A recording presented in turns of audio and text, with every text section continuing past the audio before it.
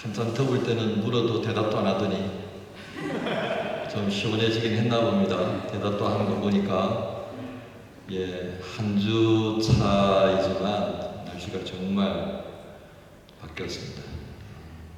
이제 여름 다 지난 것 같은 느낌이고요. 가을을 맞이하면서 우리의 몸도 마음도 새로운 결심을 함께 하면서 주님의 은혜를 구하는 예배 함께 참여하십시다. 모두 일어나시기 바랍니다.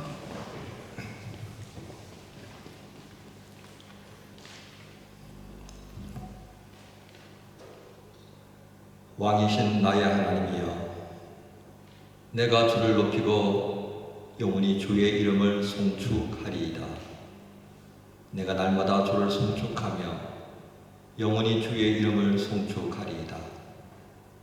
여호와는 위대하시니 크게 찬양할 것이라. 그의 위대하심을 청량하지 못하리로다. 대대로 주께서 행하시는 일을 크게 찬양하며 주의 능한 일을 선포하리로다. 아멘. 복되신 하나님의 이름을 찬양하며 경배합니다. 인생이 무엇이길래 주께서 이같이 복된 자리에 저희를 세워주셨습니까? 오직 영원한 왕이신 하나님의 다스림 앞에 겸손히 무리 숙여 긍휼과 자비를 구할 뿐입니다. 주님, 세상이 참 많이도 소란합니다. 각자가 옳다고 여기는 바를 따라 행하며 하나님의 뜻이라고 말합니다. 주여, 인생들에게 주의 의로우심을 나타내어 주옵소서. 어리석음이 무엇이며 부끄러움이 무엇인지 가르쳐 주소서. 주의 영광을 회방하고 교회를 무너지게 하는 자들이 들고 떨림 가운데서 회개하며 근신하게 하여 주옵소서. 저희의 경건하지 못함을 아시는 주여, 이 시간 예수 그리스도의 보혈을 의지하여 주께 나왔습니다. 이 시간 저희를 향하여 주의 얼굴을 드사 그 빛으로 인하여 저희의 어리석음이 떠나가며 무지로부터 벗어나게 하여 주옵소서. 다시금 살려주시는 은혜를 구합니다. 생명의 빛으로 우리 가운데 임하여 주소서. 자녀로 사명자로 다시 일어서는 은혜 안에 거하기 원합니다. 불안한 마음이 있고 염려와 근심이 많습니다. 주여, 은혜를 베풀어 주셔서 담대하게 주만 바라보는 믿음의 용기로 채워주시고 다시금 일어서게 하여 주옵소서. 찬양과 기도와 말씀 안에서 주의 음성 듣기 원합니다. 이 시간 우리 가운데 임재하여 주옵소서. 하나님은 영이시니 예배하는 자들은 영과 진리로 예배할지니라 말씀하셨습니다. 이 말씀을 의지하여 주의 영이 친히 우리 가운데 임하여 주셔서 이 예배를 주관하여 주옵시고 저희가 그 인도하심을 따라가기를 구하오니, 하나님, 예배의 주인 되시는 주 하나님, 이 시간 이 예배를 주관하여 주옵소서. 예수 그리스도의 이름으로 기원하옵나이다. 아멘. 사도신경으로 우리의 신앙을 함께 고백합니다. 나는 전능하신 아버지 하나님, 천지의 창조주를 믿습니다. 나는 그의 유일하신 아들 우리 주 예수 그리스도를 믿습니다. 그는 성령으로 잉태되어 동정녀 마리아에게서 나시고 본디오 빌라도에게 고난을 받아 십자가에 못 박혀 죽으시고 장사된 지 사흘 만에 죽은 자 가운데서 다시 살아나셨으며 하늘에 오르셔 전능하신 아버지 하나님 우편에 앉아 계시다가 거기로부터 살아있는 자와 죽은 자를 심판하러 오십니다. 나는 성령을 믿으며 거룩한 공교회와 성도의 교제와 죄를 용서받는 것과 몸의 부활과 영생을 믿습니다. 아멘.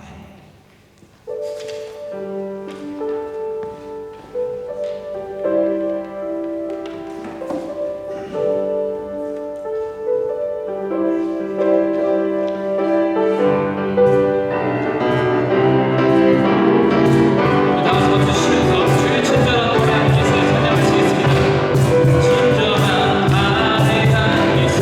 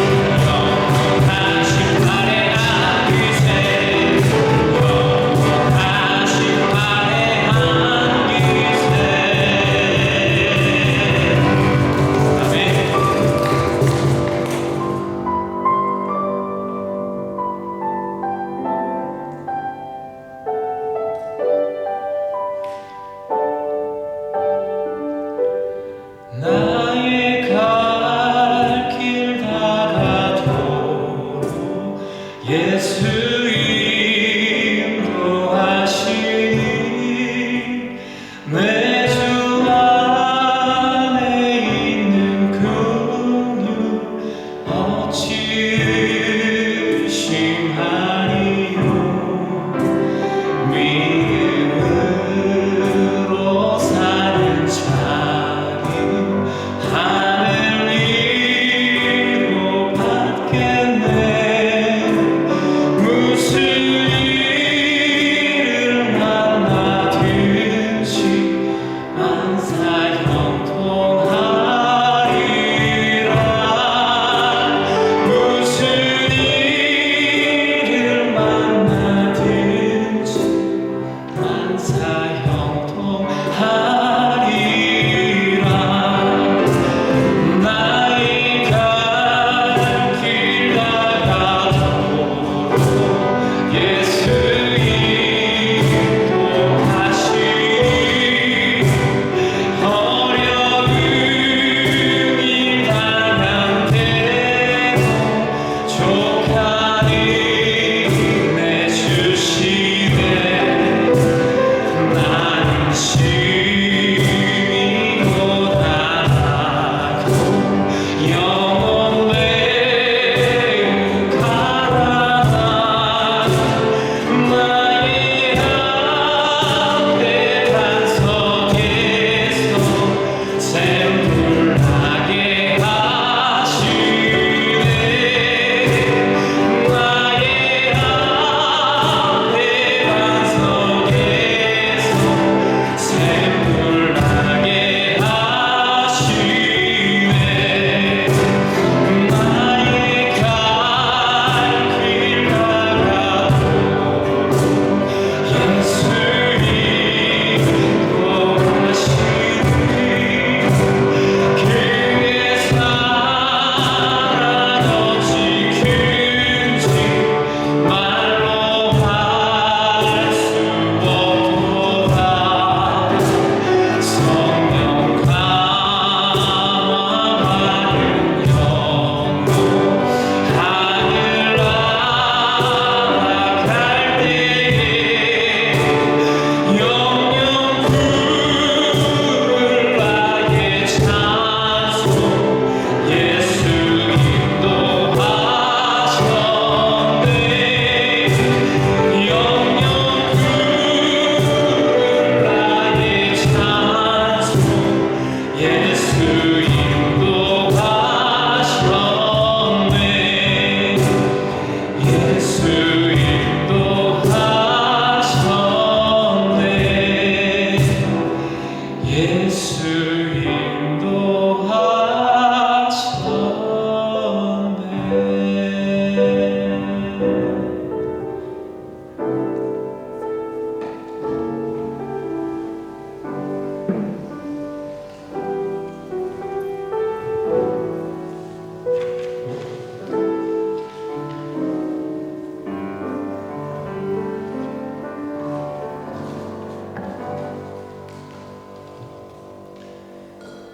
다시 기도하시겠습니다.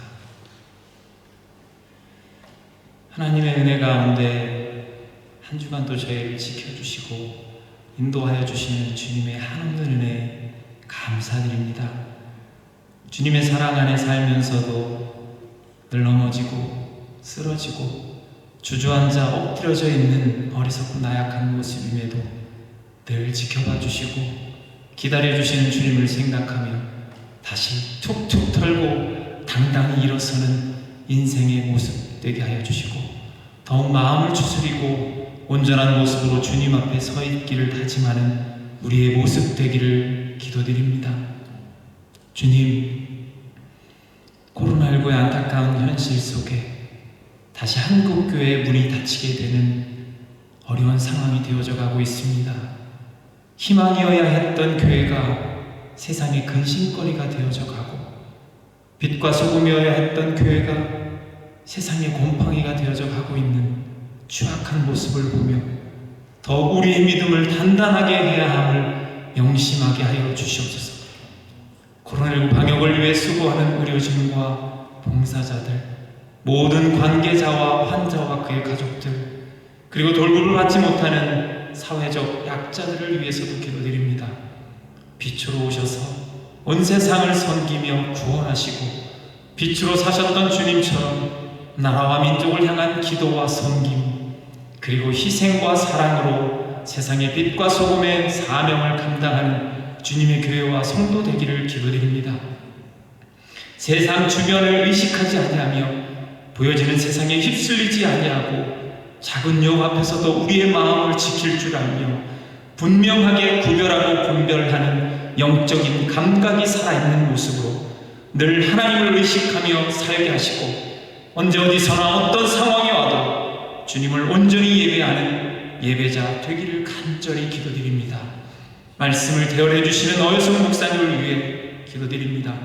말씀의 힘과 능력을 복으로 더하여 주시고 심령을 쪼개는 날선검이 되게 하여 주시며 그 말씀으로 인해 주님의 교회 성도 모두가 영적으로 완전무장하게 하여 주시옵소서. 예배를 드리는 각 처소마다 임재하여 주시고 드려지는 예배가 신령과 진정으로 드려지는 주님만이 주인 되시는 영광의 예배가 되게 하여 주시옵소서. 바람이 몰아치는 산 위에도 물결이 출렁이는 바다에도 마음이 요동치는 인생에도 우리의 답은 십자가임을 고백합니다. 이 예배 주님께 올려드리며 지금도 시퍼렇게 살아계시는 예수님의 이름으로 기도드립니다.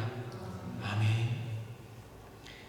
하늘에 계신 우리 아버지여, 이름이 거룩히 여김을 받으시오며 나라가 임하시오며 뜻이 하늘에서 이루어진 것 같이 땅에서도 이루어집니다. 오늘 우리에게 일용할 양식을 주시옵고 우리가 우리에게 죄 지은 자를 사하여 준 것 같이 우리의 죄를 사하여 주시옵고 우리를 시험에 들게 하지 마시옵고 다만 악에서 구하시옵소서. 나라와 권세와 영광이 아버지께 영원히 있사옵나이다. 아멘.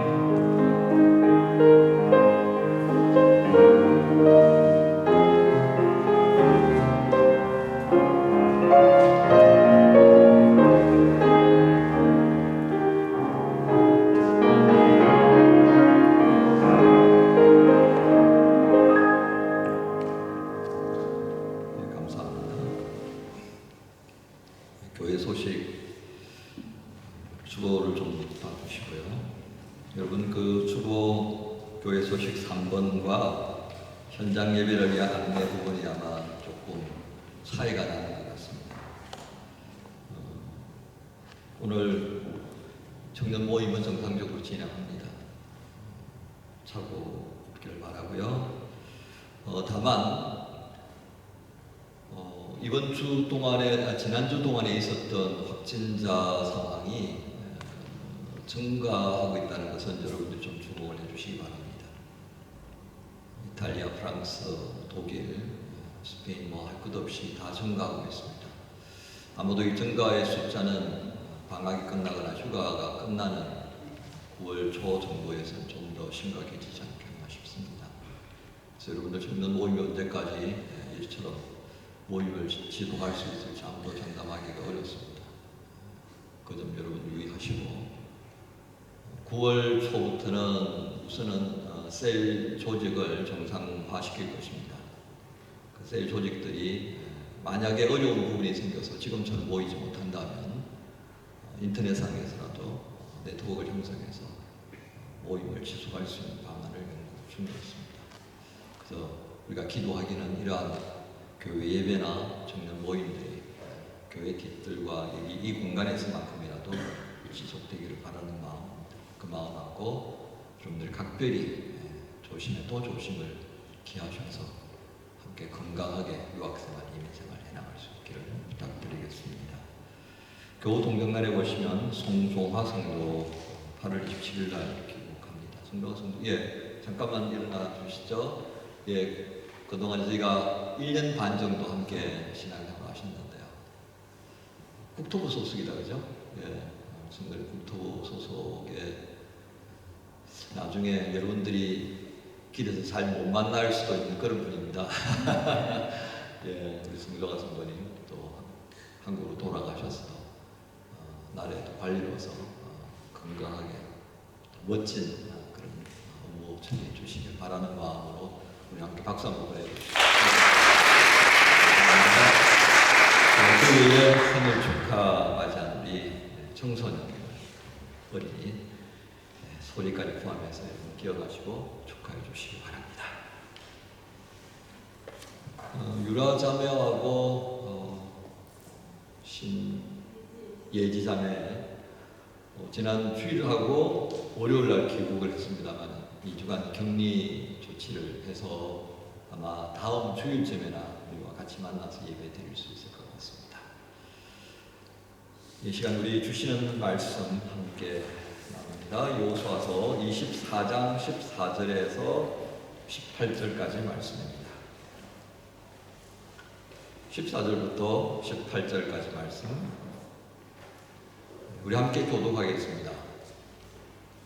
14절 제가 먼저 읽습니다. 그러므로 이제는 여호와를 경외하며 온전함과 진실함으로 그를 섬기라.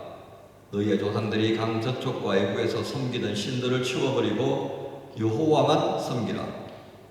만일 여호와를 섬기는 것이 너희에게 좋지 않게 보이거든 너희 조상들이 강 저쪽에서 섬기던 신들이든지 또한 너희가 거처하던 땅에 있는 아무리 족속의 신들이든지 너희가 섬길 자를 오늘 택하라. 오직 나와 내 집은 여호와를 섬기겠노라. 백성이 대답하여 이르되 우리가 결단코 여호와를 버리고 다른 신들을 섬기기를 하지 아니하오리니 이는 우리 하나님 여호와께서 친히 우리와 우리 조상들을 인도하여 애굽 땅 중되었던 집에서 올라오게 하시고 우리 목전에서 큰 기적들을 행하시고 우리가 행한 모든 일과 우리가 지난 모든 백성들 중에서 우리를 도와주셨으며. 같이 하겠습니다. 여호와께서 또 모든 백성들과 이 땅에 거주하던 아모리 족속을 우리 앞에서 쫓아내셨습니다. 그러므로 우리도 여호와를 섬기리니 그는 우리 하나님이 시민이다 하니라. 아멘. 오늘 말씀의 제목은 내게 주어진 최고의 삶의 영역과 가치라는 제목으로 말씀을 전합니다. 짐승들은 길을 다니다 보면 꼭 특이한 모습을 보입니다. 그게 뭐냐면 영역 표시하는 거예요. 주인을 따라서 이렇게 산책을 하면서 항상 그 가는 코스가 있잖아요, 그죠? 그 강변에도 나가 보면 강아지들이 참 주인 따라서 참 많이 나옵니다. 그 강아지들은 그래도 꽤나 호강하는 강아지들이에요, 그죠? 그런데 하나같이 한 마리 가고 나면 또 뒤에 따르던 놈이 또 뭘 흔적을 남겨요. 제가 봤을 때는 그 자리가 그 자리인데 끝없이 확인하는 게 끝없이 그게 뭐예요? 내 영역이다 이거예요. 어찌 보면 참 어리석기 짝이 없는 모습입니다만 아마도 강아지들은 태어나서부터 갈 때까지 계속 그러고 살 거예요. 영역 표시합니다. 곰은 어떻게 영역을 표시할 것 같습니까? 곰은요 숲에서 자기 키 높이에 조금 더 높은 곳에다가 발톱으로 확 긁어버립니다. 그렇게 해서 다른 짐승이 봤을 때 와 여기에 이처럼 높은 곳에다가 표시를 한 짐승이 있구나 두렵게 만들어서 다른 짐승들이 그 지경 안으로 들어오지 못하게 만든다고 합니다. 그러니까 할 수 있는 높이를 다 올리는 거죠. 그렇게 해서 손 닿는 그 나무에다가 탁 긁어서 표시를 합니다. 동물의 세계는 그런 것 같아요. 자, 그런데 재밌는 것은요, 사람도 그렇습니다. 사람도 영역 표시를 해요. 어떻게 표시를 합니까? 경계석을 세우고요.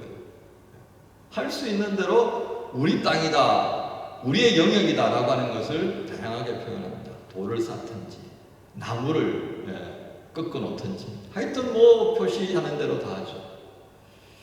독일 사람들은 참 특이한 영역을 또 고수하는 방식이 있습니다. 그건 뭐냐면 공간을 구분해냅니다. 공간을 구분하고 그리고 그 공간과 함께 벽만 두는 것이 아니라 아주 복잡하게 문을 줄줄이 다는 것입니다.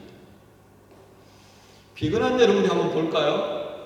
교회 입구로부터 시작해서 여러분들이 화장실 가는 동선을 한번 보십시다. 철문을 열어야 하고요. 첫 번째 나무문을 열어야 하고요. 다시 교회 안에 들어온 문을 열어야 하고, 다시금 바허잘로 들어가는 문을 열어야 하고, 그리고 화장실 들어가는 문을 열어야 하고, 그 다음에 화장실 문을 열어야 몇 개입니까 지금?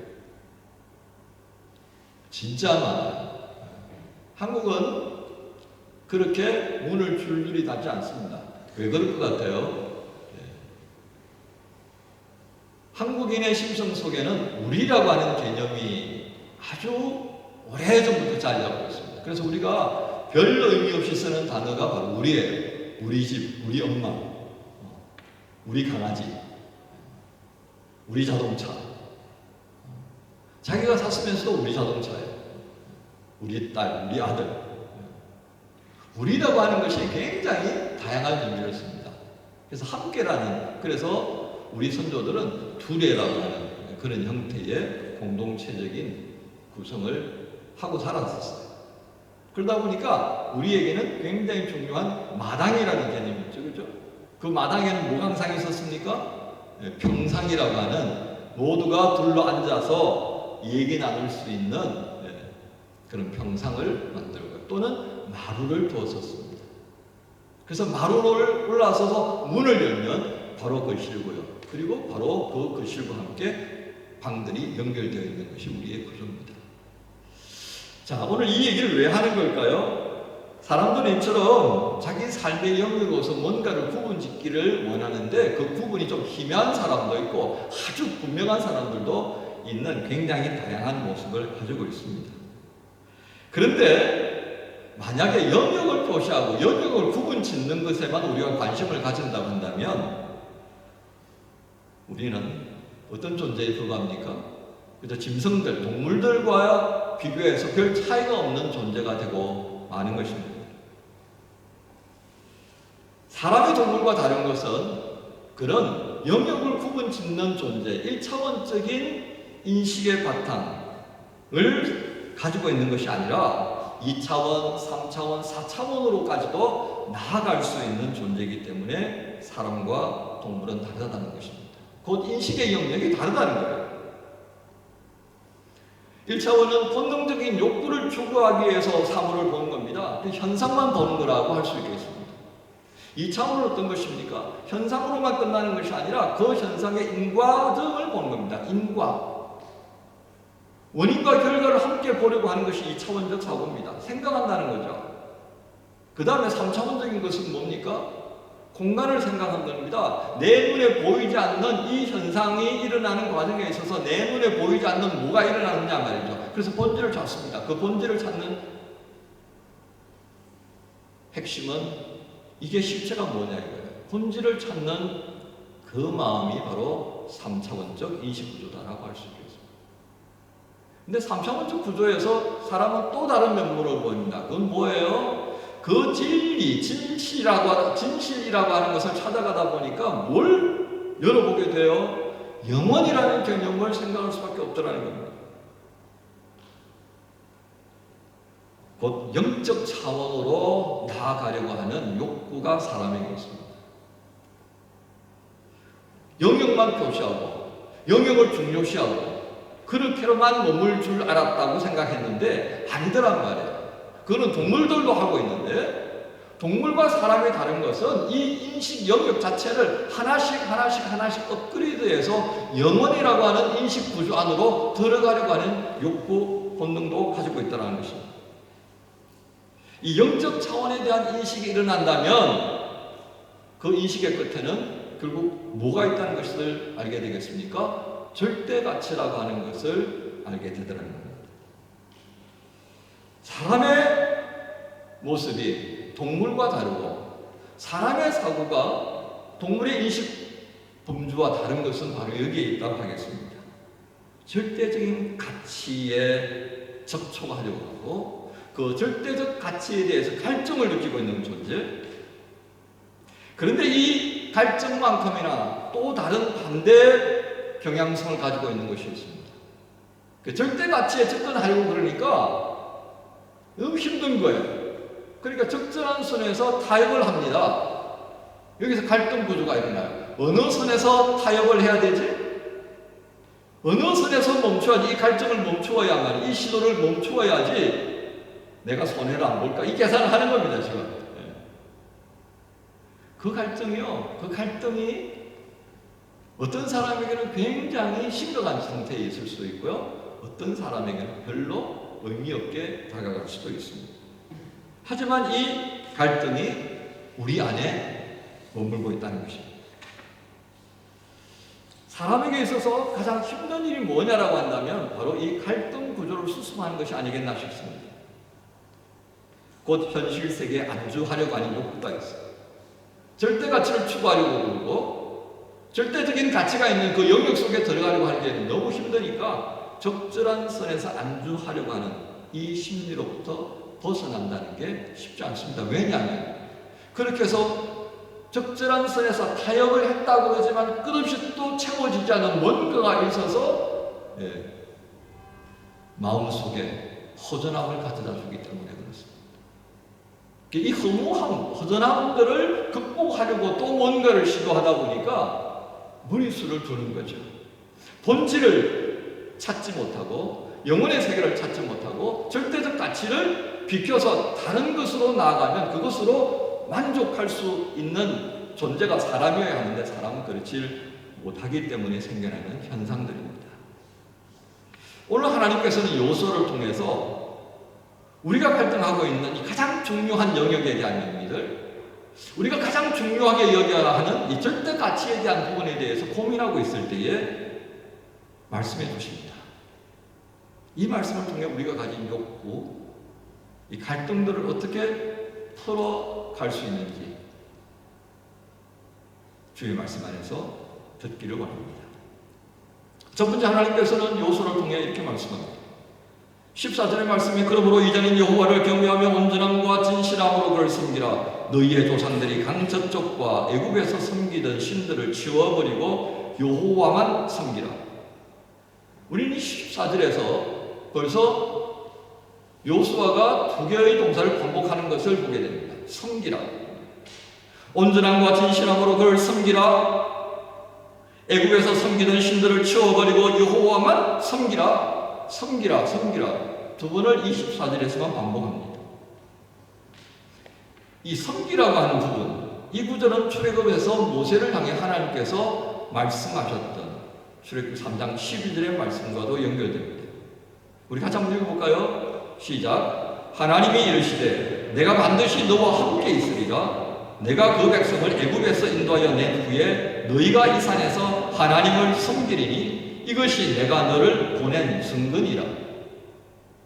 섬기게 하려면 하나님을 섬기도록 만들려는 그 하나님의 뜻하심이 모세를 백성들에게 보내고 이들을 출애굽시키겠다라고 하는 하나님의 의지를 여기서 보게 됩니다.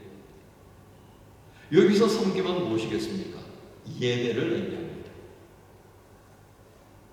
곧 제사장 나라로 세워질 이스라엘이 감당해야 될 삶의 자리는 다름 아니라 하나님을 섬기는 자리, 예배의 자리입니다. 그런데요, 이 예배라고 하는 것은 단순히 레위기에 기록되어져 있는 5대 제사, 절기 예배를 말하는 것이 아닙니다. 하나님께서 섬기라고 요수아를 통해 말씀하셨던, 그래서 그 섬기라는 것 속에 담겨있는 예배의 의미는 그저 제사적 형식을 갖추어 있는 그런 것이 아니라 그것을 뛰어넘는 것입니다. 곧 그들 공동체가 살아야 하는 모든 삶의 영역에서 하나님의 거룩하심을 담고 그 거룩함을 드러내는 것이 바로 섬기는 것, 예배였다는 것입니다. 그런 측면에서 보면 레위기에 기록되어져 있는 5대 제사 절기들은 그저 하나의 방법론에 불과한 것이라고 말씀할 수 있겠습니다. 왜 그렇습니까? 레위기 11장 45절을 우리 같이 한번 보십시다. 같이 읽습니다. 시작. 나는 너희의 하나님이 되고 너희를 애굽 땅에서 인도하여 낸 여호와라. 내가 거룩하니 너희도 거룩할지어다. 하나님께서 레위기를 통해서 이렇게 5가지 제사, 절기 예배를 주시고 말씀하셨던 이유는 한 가지 결론입니다. 거룩함을 원하셨기 때문에 그렇습니다. 이 방법론을 통해서나마 이스라엘 백성들이 거룩함을 유지할 수 있기를 바랬던 것입니다. 그리고 그들의 삶에 전 영역에 있어서 하나님을 예배하는 것이 왜 필요하느냐? 바로 온전한 거룩함에 거할 수 있기를 원하셨던 하나님의 의도이기 때문에 그렇습니다. 이러한 이스라엘의 삶이 우리에게도 동일합니다. 21세기를 살아가는 우리 그리스도인들에게 동일한 의미가 있습니다. 베드로전서 2장 9절에 이와 같은 말씀이 있습니다. 이 말씀 듣고 우리 같이 한번 읽겠습니다. 시작. 너희는 택하신 족속이요 왕같은 제사장들이요 거룩한 나라요 그의 소유가 된 백성이니 이는 너희를 어두운 데서 불러내어 그의 귀한 빛에 들어가게 하시니에 아름다운 덕을 선포하게 하려 하십니다.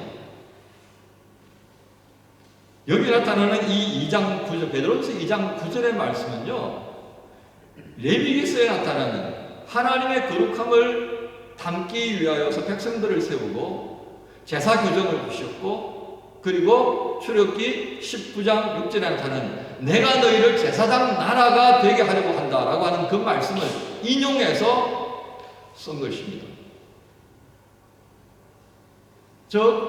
베드로전서 2장 9절에 있는 이 말씀만이 독립적인 것이 아니라 이 말씀의 의미를 제대로 이해하기 위해서는 출애굽기 19장에 있는 하나님이 왜 이스라엘 백성들을 출애굽시켰는가 하는 그 의도선 안에서 이해될 때만이 이 말씀이 이해가 되는 것입니다. 그래서 어떤 성경학자들은 똑같은 말씀이다라고 말합니다. 히브리어를 당시에 헬라어로 번역해서 히브리어를 모르던 젊은 세대들, 어린 세대들에게 구약 성경의 내용을 읽게 하고 하나님의 말씀을 알게 할 필요성으로 쓰여진 것이 70인역 성경입니다. 헬라어로 쓰여졌어요. 그 70인역의 성경과 출애굽기 19장 6절에 있는 말씀을 비교해보면 같은 구절입니다. 그걸 다만 신약적 의미로 자유롭게 인용해서 쓴 것뿐이에요. 그러나 우리는 어떻게 이해하면 좋다고요? 같은 흐름 안에서 이해하면 된다고 말씀합니다. 곧 우리는 구약과 신약의 말씀을 이어가는 제사장 되는 삶, 그리고 섬김 예배라고 하는 것이 어디에로 단어가 들어간다? 하나님을 향하여서 내 삶의 모든 영역을 통하여서 하나님의 다스림을 인정하고 그 하나님 앞에 순종하며 하나님의 영광을 드러내고 하나님 앞에 예배드리는 삶이 이루어져야 한다는 것입니다. 그러니까 단순하게 우리가 이 공간이라고 이 예배 공간 안에서 하는 그 예배만이 예배가 아니라 하나님의 거룩하심을 가지고 그걸 담고 그 담은 것을 드러내는 모든 삶의 영역이 어떤 자리라고요? 하나님 앞에 예배드리는 자리가 되어야 한다는 겁니다. 이게 바로 제사장 나라가 해야 하는 모습이고요. 왕같은 제사장으로 부름을 받은 저와 여러분이 해야 할 삶의 모습인 것입니다. 곧 오늘 이 말씀은 예배드림을 통해서 사람에게 허락되어졌던 그 귀한 은혜, 소위 거룩함을 담아주셨는데 창세기 3장 15절에 사람이 범죄함으로 잃어버렸던 그 거룩함을 하나님이 되찾을 수 있도록 은혜의 통로로 주셨던 이 예배의 자리가 얼마나 우리에게 소중한가를 알게 하는 말씀입니다. 하나님을 섬기는 이 예배의 영역을 통하여서 우리는 2차원적, 3차원적, 4차원의 세계로 나아가게 되는 은혜를 가지게 된다는 것입니다. 또한 이스라엘 백성들에게 하나님께서 기대하셨던 제사장 나라의 삶은 그들 자신만을 위한 삶이 아니라 이 땅에 존재하는 모든 생명들을 위한 삶이 요구되는 것이라고 하겠습니다. 곧 이것이 이스라엘이 제사장 나라로 세워지는 이유인 것입니다. 동시에 우리 그리스도인들에게 요구되는 하나님의 뜻하심도 같은 흐름입니다. 오늘 우리에게 허락된 예배의 자리, 그것은 제사장으로 살아가는 삶의 모든 영역이기도 하고 또 우리에게 허락된 모든 삶의 영역은 지금 우리의 인식 구조가 아니라 하나님이 기대하시는 그 영역 안에서 재구성되어야 할 것입니다. 곧 우리가 예배드리는 공간만이 아니라 우리의 손과 발이 닿고 생각이 머무는 모든 곳에서 하나님의 임재를 구하고 하나님의 통치를 인정하고 하나님 앞에 내어드릴 수 있는 삶의 모습을 회복하는 것이라고 하겠습니다. 이것이 여호수아를 통해 하나님께서 섬기라고 하는 말씀을 하신 뜻입니다. 지금 우리는 하나님께서 말씀하신 섬기라는 그 뜻에 합당한 삶의 영역을 가지고 있는가를 점검해 보아야겠습니다. 오늘 이사장 18절의 말씀을 보면 이스라엘 백성들은 여호수아를 통해 말씀하시는 하나님 앞에서 이같이 응답합니다. 여호와께서 또 모든 백성들과 이 땅에 거주하던 아모리 족속을 우리 앞에서 쫓아내셨습니다. 그러므로 우리도 여호와를 섬기리니 그는 우리 하나님이시니이다. 백성들은 이 여호수아와 함께 여기까지 이르면서 알게 된 것들이 있습니다. 참 우여곡절 끝에 여기까지 이르렀는데 그 우여곡절의 과정들을 통하여서 알게 된 것들이 있다면 가나안에 있던 수많은 민족들과 그들이 섬기는 신들을 섬길 것이 아니라 출애굽부터 여기에 이르기까지 그들과 함께 해주셨고 큰 이적을 행하시고 보호하신 여호와 하나님이 그들이 섬길 최고의 가치가 있는 하나님, 그들의 인생에 있어서 최고라고 할 수 있는 그 하나님을 섬겨야 한다라고 하는 당위성을 가졌던 것입니다. 그래서 고백하는 것입니다. 여호와 그는 우리 하나님이십니다. 이처럼 최고의 가치를 가진 하나님, 그 하나님께서 이스라엘을 만나주셨습니다. 그들의 하나님이 되어주셨고 동시에 이 하나님은 우리의 구원을 위해 십자가를 지신 그리스도 예수 안에서 우리를 찾아오신 분이기도 합니다. 이처럼 4차원적 인생을 살아가도록 허락하신 하나님을 예배하는 인생으로 살라고 당부하는 여호수아의 마음은 어떤 것입니까? 잘 될 것이라고 생각했겠습니까?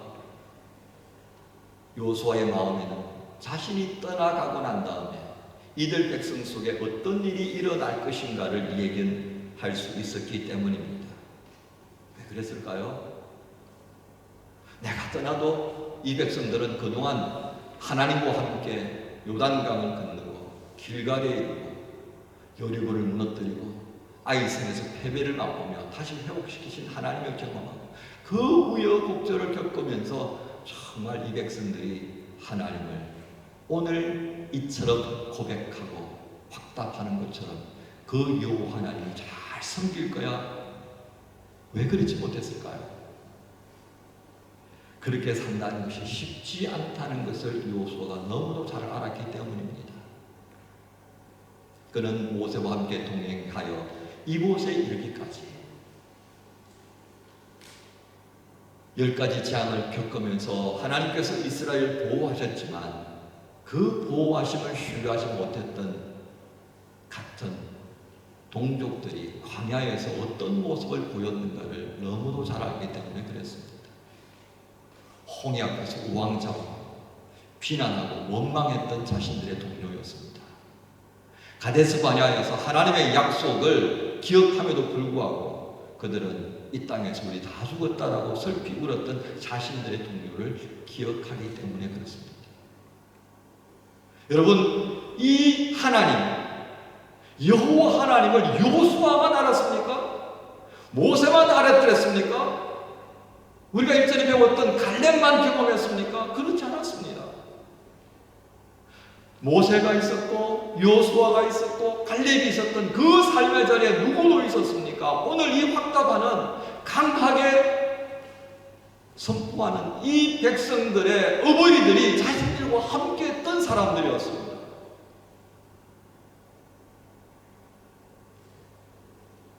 왜 그들은 함께 지나왔던 광야 생활이었지만 그렇게 다 광야 백성으로 끝나버렸을까요?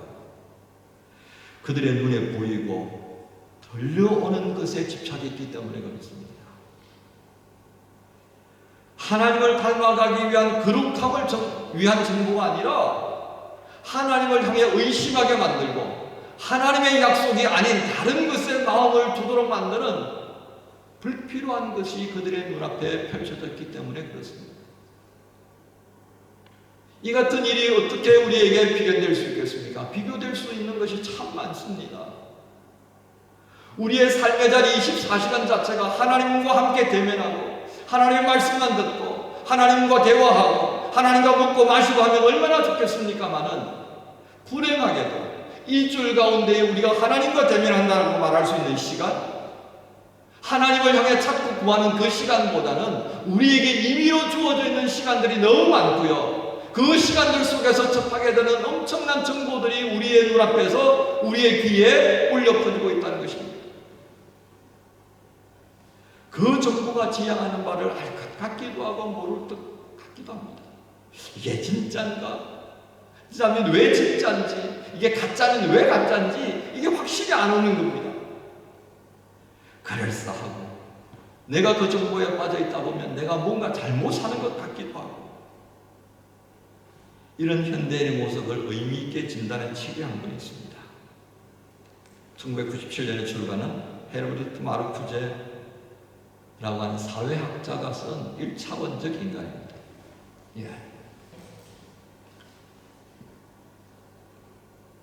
이 마르쿠제가요, 유럽 사회에서는 혁명가로 인식이 됩니다. 근데 그냥 혁명가가 아니라 공산주의도 비판하고요, 사회주의도 비판합니다. 마르쿠제가 지적하는 핵심은 뭐냐면 현대인은 노예임에도 불구하고 자신이 노예인 것을 모른다는 것입니다. 현대사회는 능률성과 생활 향상이라는 슬로건을 가지고 사람들을 몰아갑니다. 그래서 스스로 만든 판타지 속에 빠지게 만듭니다. 이렇게 하면 우리는 성공할 거야. 그러면서 성공한 사람들 쫙 보여주기 시작합니다. 이 과정을 걸어가야만이 당신들도 이와 같은 성공의 자리에 이를 수 있다고 말하는 것이죠. 그리고 그것에 순응하기를 원합니다. 우리의 손과 발에 쇠살이 없기 때문에, 우리의 등짝에 채찍질이 되어지지 않기 때문에 우리가 노예인 줄 모르는 것이죠. 그러나 실상 기술적이고 합리적으로 무장한 현대사회는 과학이라고 하는, 이성적이라고 하는 이 도구들을 바탕으로 우리의 사고를 틀에 가두어가기 시작합니다. 그리고 그 틀 안에, 프레임워크 안에 있는 동안 우리는 낙관적 사고관을, 세계관을 가지게 됩니다. 그 낙관적 세계관 안에서 우리는 모든 것을 이룰 수 있다라고 하는 희망에 거하게 됩니다. 그리고 이와 다른 사고를 무력화시키는 것이 현대사회의 특징입니다. 우리의 언어들은 미디어에 의해 제압당합니다. 우리가 즐겨 사용하는 언어들을 한번 살펴보시죠. 미디어라고 하는 대중매체에 제압당해 선별되어지는, 그리고 그들이 즐겨 사용하는 언어들이 우리의 입에 오르내리기 시작하면서 우리의 사고를 지배하고요, 우리의 행동까지도 지배하게 됩니다. 그리고 익숙하지 않은 미디어들, 대중매체는 불신하게 되고요, 점차 나도 모르는 사이에 내 귀에 편하게 들려오는 말들에 대해서 집중하기 시작합니다. 우리는 이 과정에 있어서 가짜 뉴스에 물들어갑니다. 가짜와 진짜가 무엇인지 헛갈려 버리게 되죠. 필터, 내 안에서 이걸 선별해낼 수 있는, 필터링할 수 있는 능력이 상실되어 가버릴 것입니다. 내가 신뢰한다고 여기는 그것이 진짜인지 가짜인지 점검할 수 있는 도구는 나는 아무것도 없습니다만은, 대중매체, 다수가 그것을 받아들이기 때문에 나도 또한 그것을 받아들여야 되는 착각 안에서 결국 우리는 내가 인식하고 있는 최고의 가치가 허울뿐인 가치로 존재할 수 있는 위험에 봉착할 수 있게 됩니다. 그런데요, 모두가 인식하고 있는 그 최고의 가치 안에 있다고 할 때 우리는 이 땅에서 누릴 수 있는 안락함이 보장된다라고 하는 보증수표를 받는다는 것입니다. 그래서 그 안락함에 빠져 살아가고, 그렇게 살아가기 위해서 오늘도 다른 이들보다 열심히 살아야 된다라고 하는 당위성을 가지고 일어납니다. 밤늦게까지 살아갑니다. 바로 이것이 노예가 되어진 모습이라는 것입니다. 마르쿠제가 보았던 이 시기적인 60년대, 70년대 삶의 자리를 우리는 인식할 필요가 있습니다. 오늘은 달라졌나요? 어떻습니까? 여러분 60년대, 70년대를 살아보지 않았기 때문에 여러분들 비교평가하기 참 어렵겠습니다만, 제가 알고 있는 60년, 70년대 그때 왜곡된 사회 모습들, 오늘날 펼쳐지는 사회 현상들 전 별반 다르지 않다고 생각합니다. 왜요? 그 메커니즘은 여전히 존재하기 때문에 그렇습니다. 마르쿠즈가 지적하는 1차원적 삶의 전형적인 모습이 자신이 노예임에도 불구하고 노예라고 알지 못하는 그 자리에 부정이라고 하는 단어를 가져와야 한다는 것을 말합니다. 부정이라는 단어가 뭘 의미합니까? 쉽게 말하면 이게 진짜냐 가짜냐를 끝없이 묻고 살아가는 것입니다. 고민하는 것을 말합니다. 우리 신앙적 가치 기준에서 보면 자기 부인을 시작하는 것입니다. 끝없는 자기 부인, 내가 지금 옳다고 여기는 것에 대한 부정부터 시작해서 내가 가지고 있는 것이 최고라고 하는 것에 대한 부정의 자리까지 나아가야 한다는 것을 말합니다. 만약 이런 삶의 자리에 우리가 서 있다면 최고의 가치인 하나님이라는 존재성을 인식하는 첫걸음에 들어가게 됩니다. 현재로부터 자유하고 최고의 가치인 하나님이 우리 하나님, 나의 하나님이라고 고백하며 살아갈 수 있기 위한 끝없는 물음의 자리에 서지 않는다면 우리는 자신도 알지 못하는 또 다른 가치 세계 안에 빠지게 되는 것을 말할 수 있겠습니다. 결국 오늘 우리는 하나님께서 여호수아를 통해 말씀하시는 24절부터 18절까지의 말씀을 통해 나는 어디에 있고 무엇을 붙들고 살아가고 있는가에 대한 물음을 가져야 합니다. 그리스도인으로서 최근 고국에서 일어나는 상황을 보면 매우 당황스럽습니다. 모두가 그리스도인이고 교회에 속한 사람들이긴 하지만 각자가 지향하는 삶의 영역과 지향하는 가치에 따라 다른 삶을 산다는 것에 대해서 어떻게 평가할 것인가? 참 어렵다는 것을 자인할 수밖에 없습니다. 그런데요, 아쉽지만 평가보다 더 우선해야 할 것이 있습니다. 그것은 지금 우리가 어떤 사람들인가, 내가 누구인가를 아는 것이 우선되어야 한다는 것입니다. 우리는 지금까지 우리 자신이 누구인가에 대한 알을 위해 시간을 투자하고 물질을 투자하는 것에 대해서 참 많이 인식하지 않았나 싶습니다. 오히려 나 자신이 누구인가를 알기 위해서 투자하는 것보다는 나에게 좀 더 덧칠 하기 위한 것에 더 투자하지 않았나 싶어요. 학력으로 덧칠하고요. 뭔가 남들이 가지지 않는 뭔 테크닉에 대해서, 남들이 갖지 않은 어떤 흥미에 대해서 그것을 가지고 그것을 내가 취하면 그렇게 하는 것에 대해서 우리가 더 많은 시간과 물질을 투자하는 것이 아닌가 싶은 것입니다. 우리는 지금까지 우리 자신이 누구인가에 대한 알을 소홀히 여겼다면 우리는 지나온 나의 삶이 머물렀던 시간과 공간에 대한 기억들을 좀 더듬어 볼 필요가 있겠습니다. 우리가 머물렀던 시간과 공간은 짧지만 그것은 여러분들의 역사에 해당되어집니다. 분명한 것은 여러분들의 역사 속에는 사건들이 있었을 것입니다. 그 사건들을 여러분이 가지고 있는 믿음의 눈으로 리플레이 하고는 겁니다. 그 리플레이하는 순간을 통하여서 여러분들이 놓치고 있던 무언가를 보게 될 것입니다. 바로 그 놓치고 있던 것을 보게 되는 순간이 여러분들이 자신이라고 믿고 있던 것에 대한 부정이 일어난다는 것입니다. 그 부정은 지금 나의 존재라고 여기고 있는 것에 대한 전적인 부정이 될 것이고, 그 부정이 바로 마르쿠즈가 말하는 1차원적 인간에서 2차원의, 3차원의, 4차원의 세계로 넘어가는 출발점이 된다는 것입니다.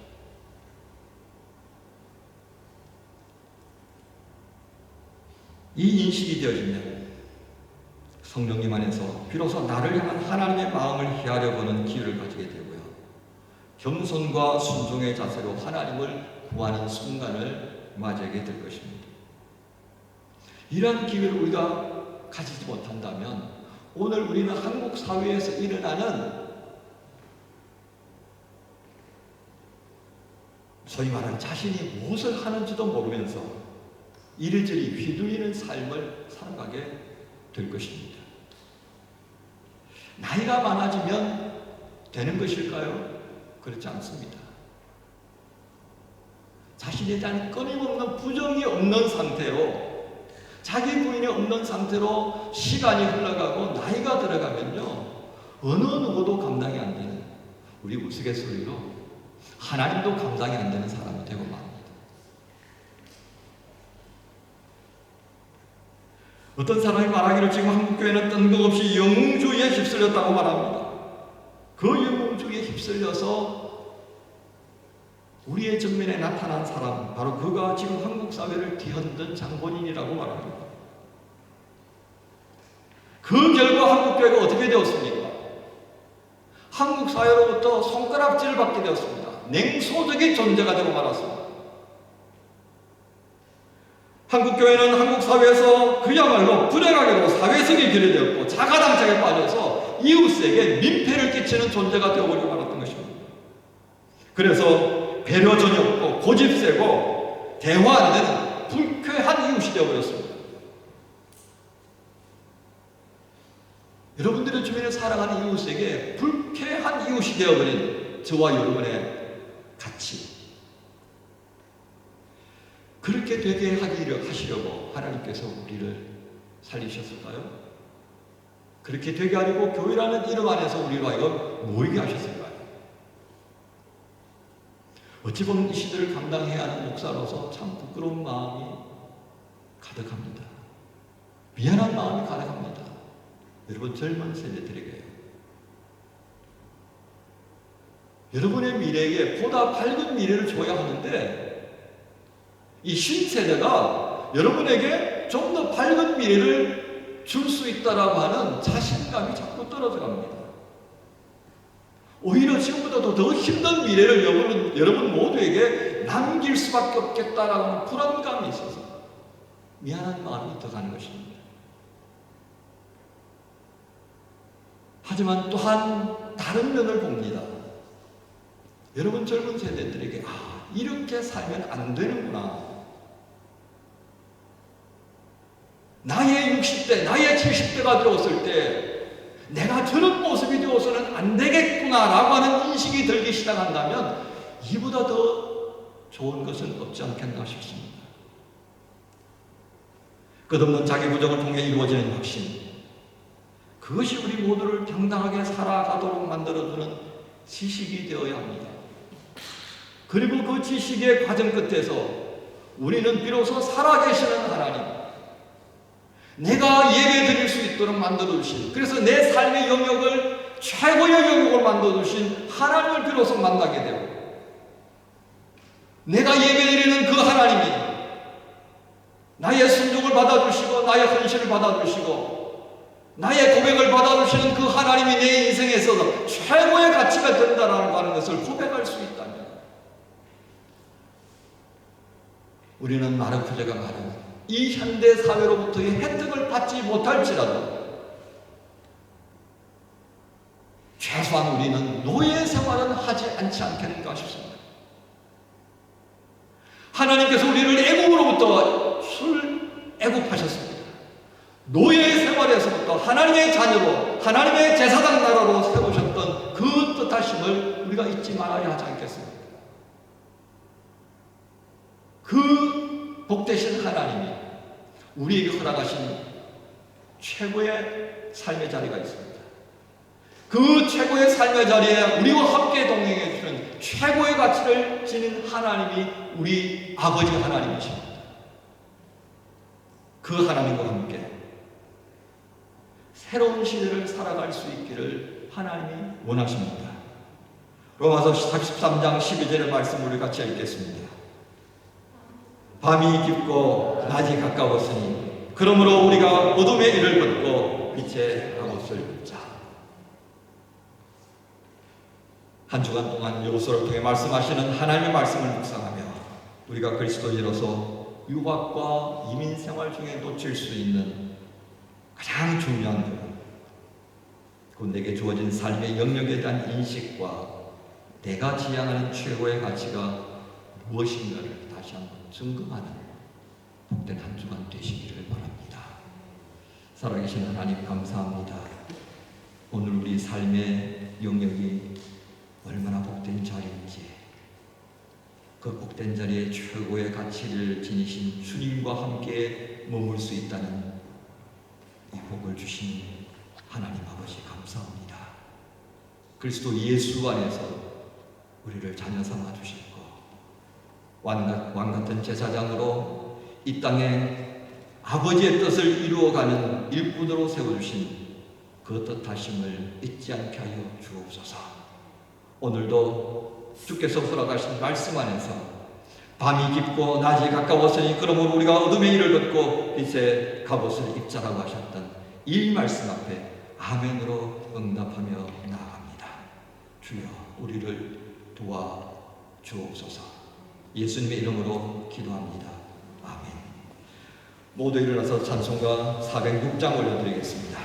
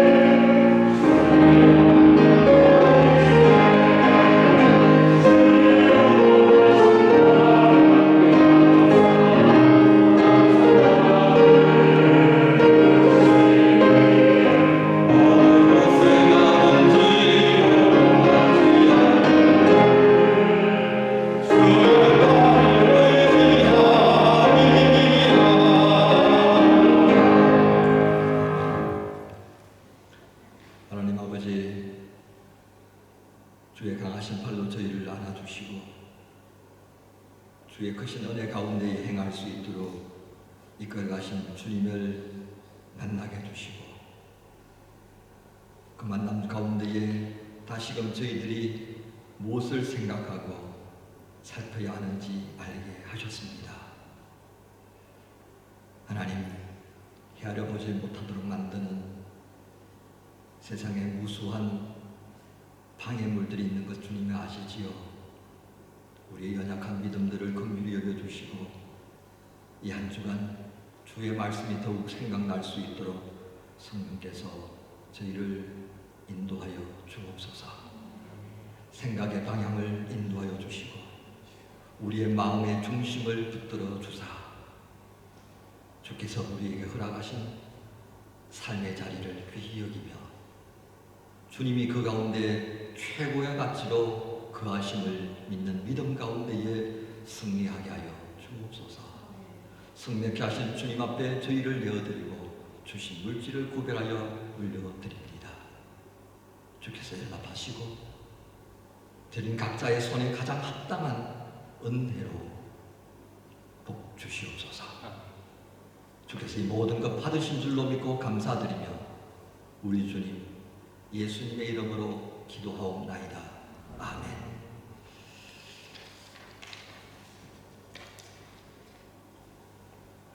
우리 주 예수 그리스도의 은혜와 하나님 아버지의 크신 사랑과 성령의 교통 충만케 하심의 역사가 내게 주어진 최고의 삶의 영역과 가치를 마음에 새기고 일평생토록 허락하신 그 은혜의 마음을 두며 주를 영화롭게 하고 세워주신 자녀의 삶과 사명자의 삶을 이루기를 원하는 하나님 주님의 모든 재직들과 청년들과 저들의 어버이들과 저들의 기도 제목들마다 이제부터 영원까지 함께 하시기를 간절히 축원하옵나이다. 아멘.